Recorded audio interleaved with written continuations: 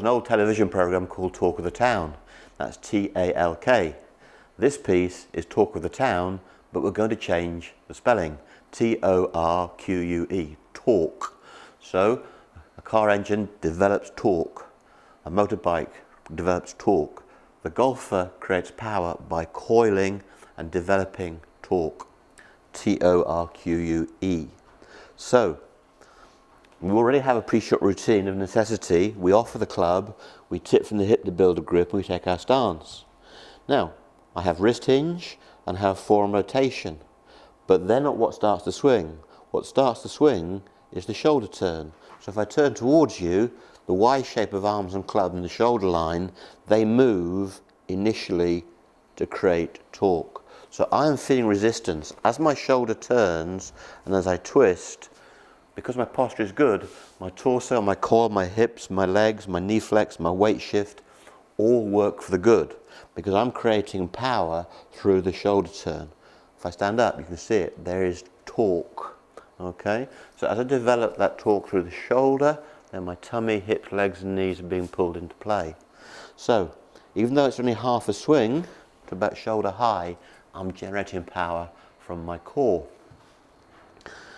Okay, so let's have a look at that with a hockey stick. You know how strongly someone can hit a hockey ball.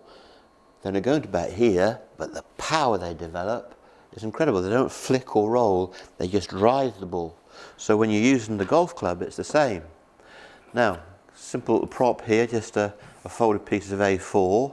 But if we take that as your body, shoulders, hips and feet, if I twist the top of this piece of paper through 90 degrees, you can see that there's a beautiful radial twist over the whole piece of paper. Now, that reflects good posture. If your posture is good, your shoulder coil leads to an even loading of the body through the torso, hips, legs and feet. However, if your posture is poor and that you're slumped a little bit, it doesn't take much, but then you'll find that it doesn't work. And if you do that repeatedly, you'll find yourself down at the chiropractor on Monday morning getting your back sorted out. So if your posture is good, the shoulder coil makes the whole body move. So intellectually, you don't have to worry about the shoulder coil, and physically, you don't have to worry about the shoulder coil and the takeaway, because if your posture is good and you're creating torque through the shoulders, the power that you're generating is demanding that your torso, hips and legs are brought into action. Now that wouldn't have happened from poor posture. If you stand here like a bag of King Edward potatoes and you turn, you're not going to get any torque. But the moment the posture becomes good and you start to understand the Y shape of the arms and the club, all of a sudden we're tapping into power here. So let's go back to the 8-iron.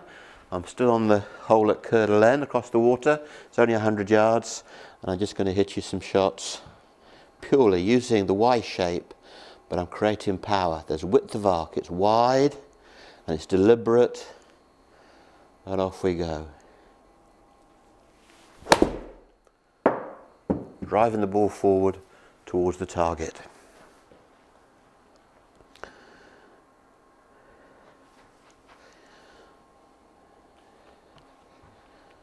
So if I turn to you, that's the address, and this is the creation of power, the Y-shaped turns.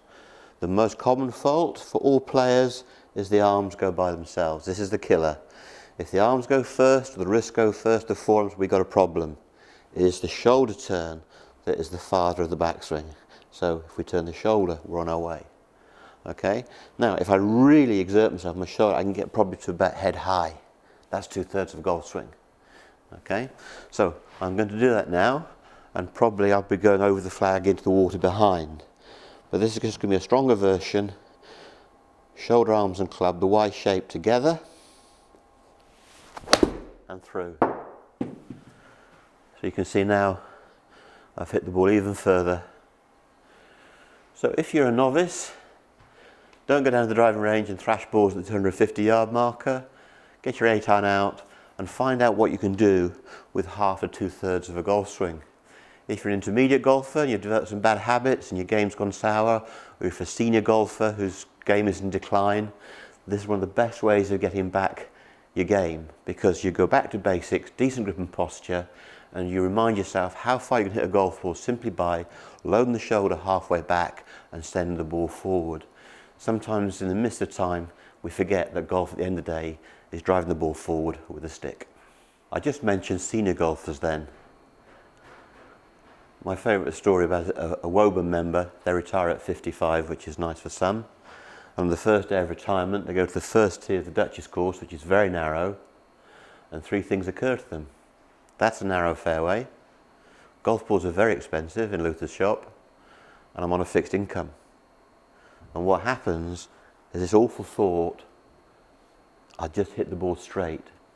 So they get over the ball in their mid-50s, and they don't hinge their wrists, they just go back to here. But the problem they've got is they're tense. So in their 50s, early 60s, they can hit the ball quite well. As I proved earlier, you can get the ball to go 100 yards through there in a time, just off half a movement. However, when they get into their late 60s, they're not as powerful, the ball's not going so far, and then the senior golfer goes back and his left arm bends, and then he gets a sense of overswing because the left arm is bent, and then he starts to hit bad shots, and it gets more frustrating because he now knows his swing's too short.